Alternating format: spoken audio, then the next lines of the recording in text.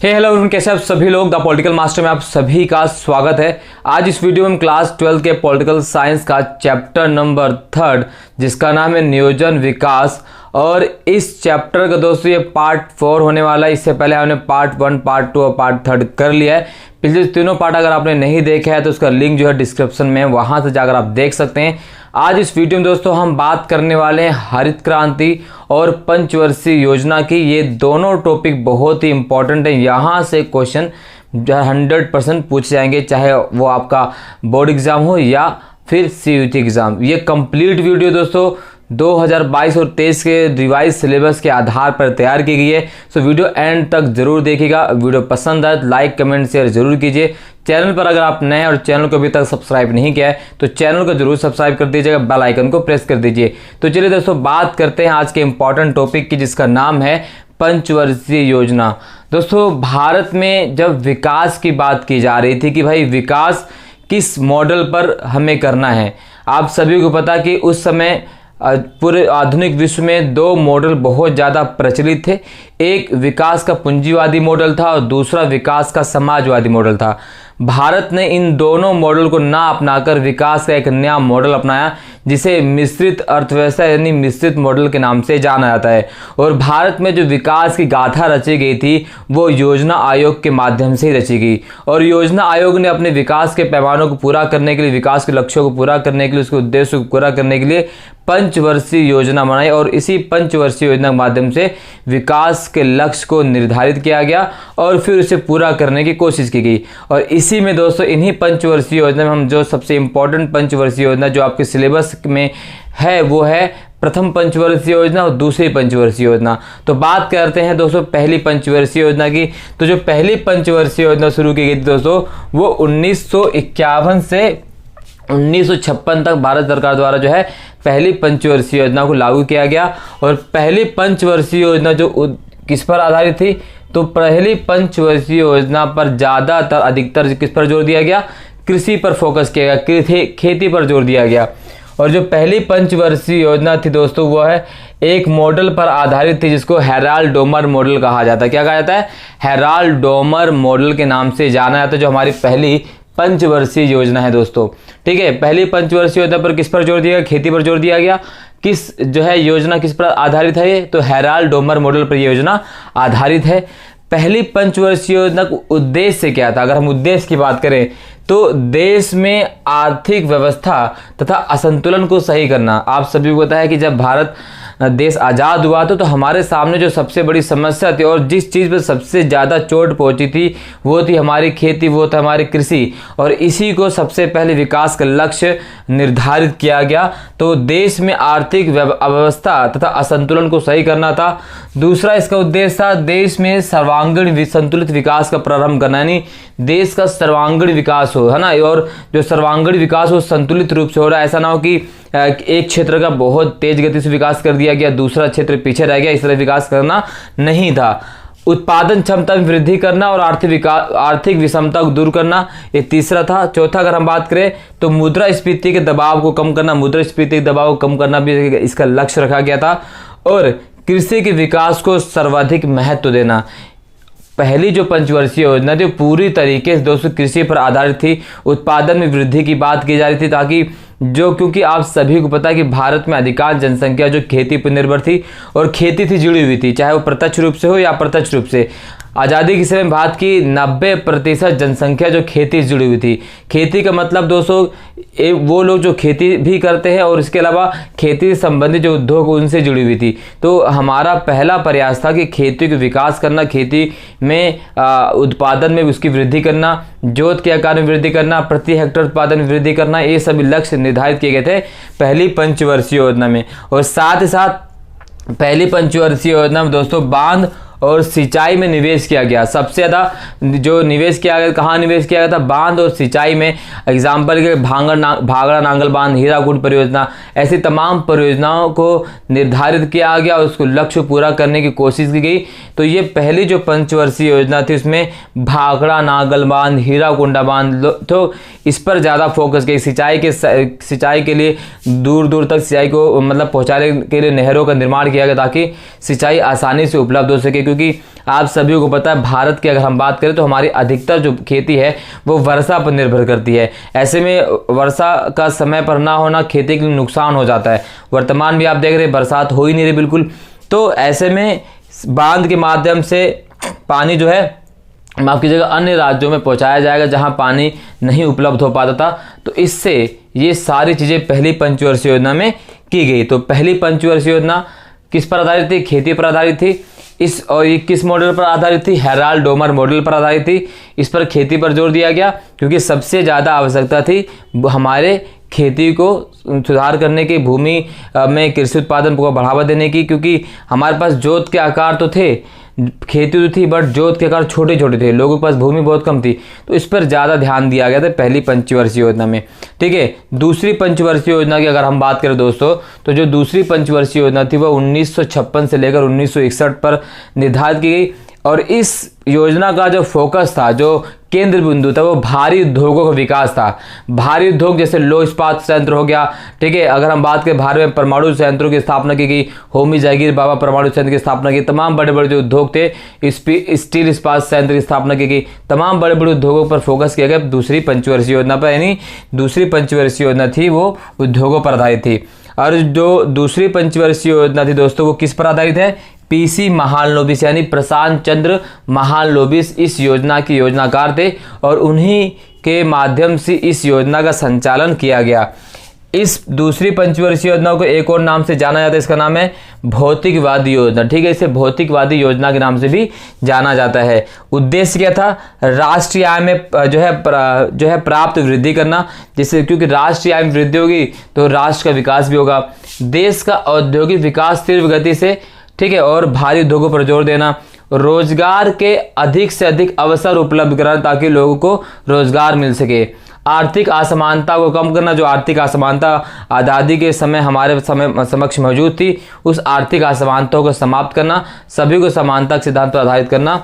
ठीक है, तो ये दो पंचवर्षीय योजना बहुत ही महत्वपूर्ण है। पहली पंचवर्षीय योजना थी खेती पर, दूसरी थी भारी उद्योगों पर। तीसरी पंचवर्षीय योजना की बात करें जो 1961 से 66 तक चली, और जो चौथी पंचवर्षीय 1969 से 74 तक चली दोस्तों। और ये जो चौथी पंचवर्षीय योजना थी ये हरित क्रांति, इसमें बैंकों का राष्ट्रीयकरण किया गया। हालांकि आपको दो ही पंचवर्षीय योजना पर फोकस करना है। हालांकि योजना आयोग द्वारा दोस्तों कुल 12 पंचवर्षीय योजनाओं को जो है लागू किया गया। 2017 तक 12वीं पंचवर्षीय योजना समाप्त होती है।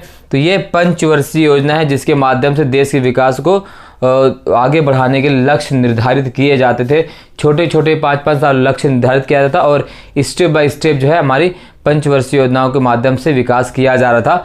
तो ये पंचवर्षीय योजना संबंधी थी। ठीक है, अब हम बात कर रहे हैं दोस्तों हरित क्रांति।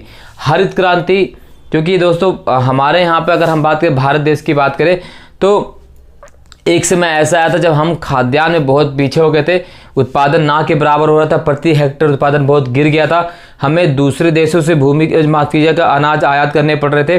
और ऐसे में अगर हम बात करें तो आप सभी बताएं कि लाल बहादुर शास्त्री उस समय थे 1966 में, तो उन्होंने जय जवान जय किसान का नारा दिया था और उन्होंने अपने खुद प्रधानमंत्री आवास पर भी खेती की थी और एक कह सकते हैं कि एक आमंत्रण दिया था कि सभी लोगों की खेती पर फोकस किया जाए कि जब किसान खेती करते हैं, यानी जय जवान जय किसान के माध्यम से नारा दिया गया था। हरित क्रांति की बात करें दोस्तों तो भारत में हरित क्रांति के जो जनक हैं वो हैं MS स्वामीनाथन। कौन हरित क्रांति के जनक? हरित क्रांति के जनक कहा जाता है दोस्तों MS स्वामीनाथन को। MS स्वामीनाथन को हरित क्रांति के जनक के नाम से जाना जाता है। अगर वैश्विक रूप से बात करें दोस्तों तो वैश्विक रूप से हरित क्रांति के जनक माने जाते हैं वो हैं डॉक्टर नॉर्मन बोरलॉग। कौन है? डॉक्टर नॉर्मन बोरलॉग जो है वैश्विक रूप से जो हरित क्रांति के जनक माने जाते हैं डॉक्टर नॉर्मन बोरलॉग। भारत में कौन है? Doctor S Swaminathan. और विश्व में कौन है? Doctor Norman Borlaug. और विश्व का पहला देश जो हरित क्रांति की शुरुआत करता हुआ है मैक्सिको। तो हरित क्रांति की शुरुआत विश्व में कब हुई थी? 1960 में मैक्सिको में। ठीक है, मैक्सिको में हरित क्रांति की शुरुआत हुई थी दोस्तों 1960 में, याद रखना मैक्सिको में। और वैश्विक रूप से जो है वो है नॉर्मन बोरलॉग डॉक्टर, और भारत के जो है वो है MS स्वामीनाथन। तो हरित क्रांति का मतलब डालने थे दोस्तों क्या है? तो हरित क्रांति से अभिप्राय है कृषि उत्पादन में होने वाली उस भारी वृद्धि से जो कृषि की नई नीति अपनाने के कारण हुई है। ठीक है, कृषि की नई नीति अपनाने के कारण हरित क्रांति के माध्यम से जो विकास होता है। अब जे जी हरार एक ऐसे अभियंता हैं, उन्होंने 1968 में होने वाले उन तमाम परिवर्तनों को हरित क्रांति के नाम दिया, जो कृषि में आए परिवर्तन थे, जो किसके माध्यम से नई तकनीक अपनाकर खेती सिंचाई के नए साधन अपनाकर जो नया तरीका अपनाया गया था, उसके माध्यम से वृद्धि हुई थी और आज तक चल रही है, उसे हरित क्रांति के नाम से जाना जाता है 1968 में।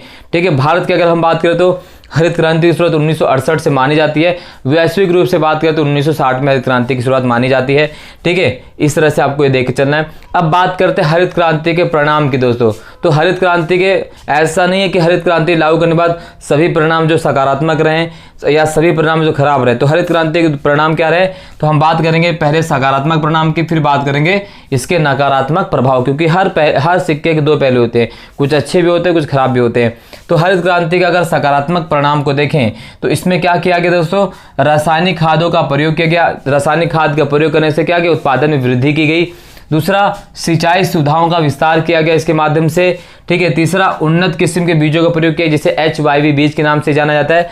और कृषि का मशीनीकरण किया गया, यानी ट्रैक्टर से और अन्य मशीनों के माध्यम से जो है खेती की जाने लगी, जिससे उत्पादन में काफ़ी ज़्यादा वृद्धि होती है। पहले उत्पादन में बहुत कम वृद्धि होती थी, हमारे पास खेती तो थी लेकिन प्रति हेक्टर उत्पादन बहुत कम था। मान लेते हैं कि 1 एकड़ में एक क्विंटल अनाज का उत्पादन होता था, लेकिन हरित क्रांति के बाद उसी 1 एकड़ में 2 से 4 क्विंटल अनाज उत्पादन होने लगे, यानी उत्पादन में काफ़ी वृद्धि हुई। और हरित क्रांति से जिस खाद्यान्न में उत्पादन वृद्धि हुआ है, गेहूँ और चावल में बहुत ज़्यादा तीव्र गति से वृद्धि होती है दोस्तों।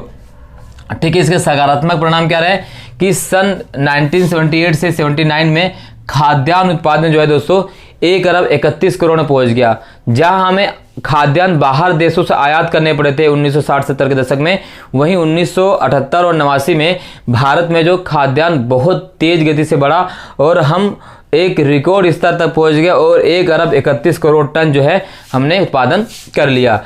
इसके अलावा भूमि प्रति हेक्टेयर उत्पादन जो है बहुत बढ़ गया। पहले भूमि प्रति हेक्टेयर उत्पादन बहुत कम था हरित क्रांति से पहले, लेकिन हरित क्रांति अपनाने के बाद सन 1947 की तुलना में 30% जो है बढ़ गया हमारा भूमि प्रति हेक्टेयर उत्पादन। ठीक है, और क्या इसका अच्छा प्रभाव हुआ, HYV बीजों के प्रयोग में बढ़ोतरी हुई। पहले HYV बीजों का प्रयोग 7% ही होता था खेती में, किसान जानते नहीं थे इसके बारे में, लेकिन हरित क्रांति अगर अपनाने के बाद चूंकि नई तकनीकों पर इस्तेमाल किया गया तो HYV बीज का इस्तेमाल जो बढ़कर अब क्या हो गया दोस्तों 22% तक पहुंच गया था। ठीक है, हरित क्रांति से अगर हम बात करें तो पंजाब, हरियाणा एवं पश्चिम उत्तर प्रदेश में खेती में बहुत ज़्यादा वृद्धि हुई, कृषि में बहुत ज़्यादा वृद्धि हुई। तो क्योंकि हरित क्रांति की बात करते हैं तो ये वो राज्य थे जो ज़्यादा विकसित हुए। ठीक है, और इसमें क्या होता है, संपन्न किसानों को वर्चस्व स्थापित होता है और नए तकनीक और अच्छे उपकरणों का प्रयोग जो है खेती में किया जाने लगा और उसके माध्यम से लगातार उत्पादन में पहले भी वृद्धि हो रही थी और वर्तमान में भी वृद्धि हो रही, हम देख ही रहे हैं। तो ये कुछ सकारात्मक प्रभाव है, कुछ सकारात्मक परिणाम है हरित क्रांति के। अब उसके कुछ नकारात्मक परिणाम की बात कर लेते हैं, क्योंकि हरित क्रांति का जो परिणाम था दोस्तों वो पूरे भारत में एक जैसा नहीं था। क्योंकि सरकार द्वारा जब हरित क्रांति का प्रोग्राम लाया गया था तो सरकार ने देखा पहले जिन किसानों के पास, जिन क्षेत्रों में उनके पास कुछ सहूलियत हैं और उन सहूलियत में कुछ एक्स्ट्रा अगर बढ़ा दिया जाए तो अच्छा उत्पादन कर सकते हैं, तो सरकार ने उन्हीं जिलों को सुनिश्चित किया, उन्हीं राज्यों को सुनिश्चित किया जिनके पास तो सब कुछ था बट उन्हें कुछ और तकनीक दे दिया जाए तो उत्पादन कर सकते थे। तो जैसे पंजाब, हरियाणा और पश्चिमी उत्तर प्रदेश जो किसान थे वो संपन्न थे, उन्हें सरकार की बस सहायता की आवश्यकता थी जिससे वो उत्पादन को बढ़ा सकते थे। तो सरकार ने इन्हीं क्षेत्रों पर पहले ज़्यादा फोकस किया और जो है पंजाब, हरियाणा और पश्चिमी उत्तर प्रदेश को छोड़ दिया जाए, बाकी राज्यों में हरित क्रांति का प्रसार उतना सही नहीं हो पाया जितना होना चाहिए था। तो ये एक नकारात्मक प्रभाव रहा हरित क्रांति का। इसके अलावा धनी किसानों और बड़े स्वामित्वों को सबसे ज़्यादा फायदा हुआ। जो अमीर किसान थे उनको हरित क्रांति का फायदा सबसे ज़्यादा हुआ और जो बड़े भूस्वामी थे, जिनके पास बहुत ज़्यादा भूमि थी, उनको भी हरित क्रांति का सबसे ज़्यादा फायदा हुआ। ठीक है, इसके अलावा गरीब किसानों और भूस्वामित्व के बीच अंतर बढ़ गया, यानी गरीब किसान और गरीब हो गए, बड़े भूस्वामी और बड़े भूस्वामी हो गए, क्योंकि गरीब किसान उत्पादन ना कर पाने की वजह से ठीक है अपने खेतियों को बड़े भूस्वामियों को बेच देना पड़ा उन्हें मजबूरन। ठीक है, इसके अलावा बात करें दोस्तों कि आय की असमानता भी, अमीर और अमीर हो गए, गरीब और अमीर और अमीर हो गए, गरीब और गरीब होते चले गए। इसके अलावा केवल कुछ राज्यों को ही फायदा हुआ। जैसे हमने कहा कि केवल उत्तर प्रदेश, पश्चिमी उत्तर प्रदेश, हरियाणा, पंजाब या कर्नाटक कुछ इलाकों में अगर वृद्धि हुई, बाकी सभी इलाके जो है खेती उस हरित क्रांति से महरूम रहे जो हरित क्रांति चलाई गई थी दोस्तों। ठीक है, तो ये कुछ कारण थे, कुछ प्रभाव थे हरित क्रांति के, कुछ सकारात्मक प्रभाव थे, कुछ नकारात्मक प्रभाव थे। और अगर नकारात्मक प्रभाव को छोड़ दिया जाए दोस्तों, उसको अगर हम नज़रअंदाज कर देते हैं, तो हरित क्रांति सही मायनों में भारत के उत्पादन, जो कृषि उत्पादन है, जो खाद्यान्न उत्पादन, उसमें बहुत ज़्यादा वृद्धि की। यानी भारत जो पहले आयातक था, अब वो हरित क्रांति के माध्यम से हम अनाजों का क्या बन गए हैं दोस्तों, निर्यातक हो गए। हम अनाज बाहर भेज रहे हैं आज अब अच्छी तरीके से। तो ये बहुत अच्छा प्रभाव रहा है, कुल मिलाकर देखा जाए तो ज़्यादा सकारात्मक प्रभाव ज़्यादा रहे हैं। इसी के बीच दोस्तों अगर हम बात करें, भूमि सुधार कानून लाया गया भारत में 1954 में। इसके माध्यम से आज़ादी के बाद से पहले जो बड़े बड़े जमींदार थे वो छोटे किसानों की भूमियों को ले लिए थे, और किसानों की भूमि एक जगह इकट्ठी नहीं थी। एक भूमि छोटी सी यहाँ पर है तो छोटी सी कहीं और है। तो ऐसे होता क्या है, मान लेते भाई ये हमारा है, तो एक किसान की खेती यहाँ पर छोटा सा, एक किसान यहाँ पर है, एक किसान की खेती यहाँ पर है। तो ऐसे में सरकार ने क्या किया, यहाँ वाले किसानों की भूमि को इकट्ठा करके एक अच्छी सी खेती यहाँ पर दे दी। क्योंकि अब छोटे से खेत में ना तो मशीन का प्रयोग किया जा सकता था, ना ही ट्रैक्टर का प्रयोग किया जा सकता था। जब मशीनी उपकरण का इस्तेमाल किया ही नहीं जा सकता था तो उत्पादन कहाँ से होता। तो सरकार ने क्या किया, भूमि की जोतों को बढ़ा दिया, छोटे छोटे भूमि को बढ़ा कर दिया ताकि किसान उत्पादन अच्छे से कर सके। तो ये भूमि सुधार के माध्यम से किसानों की जोतों को आकार को बढ़ा दिया गया। ठीक है, मध्यस्थों का उन्मूलन कर दिया गया। ठीक है, काश्तकारी को समाप्त कर दिया गया, और जोत की ऊपरी इकाई की ऊपरी सीमा निर्धारित करना, यानी जिन किसानों, जिन जमींदारों पर बहुत ज़्यादा भूमि थी तो उनसे भूमि लेकर छोटे छोटे किसानों को भूमि आवंटित की गई, जिसके माध्यम से सभी किसान संपन्न हो सके। तो ये भूमि सुधार के माध्यम से देश में खेती में सुधार किया गया दोस्तों। ठीक है, इसके अलावा बात करें दोस्तों, भारत में बहुत सारी कृषि क्रांतियाँ भी अपनाई गई। अगर हम कृषि क्रांतियों के बारे में बात करें तो जैसे कृषि क्रांति में आपके सामने हरित क्रांति मैंने आपको बताया ही है।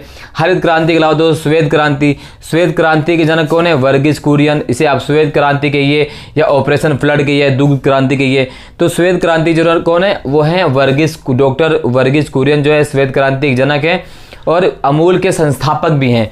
इसके अलावा अगर हम बात करें दोस्तों, जैसे प्रश्न आता है कि भाई भारत में दुग्ध परिसंचरण कार्यालय कहाँ पर है, तो वो कहाँ पर है, वो है आपका दोस्तों हरियाणा में। हरियाणा में कहाँ पर है, तो हरियाणा की अगर हम बात करें दोस्तों, वो करनाल में, हरियाणा में स्थित है। इसके अलावा अगर हम बात करें दोस्तों, नीली क्रांति मछली उत्पादन।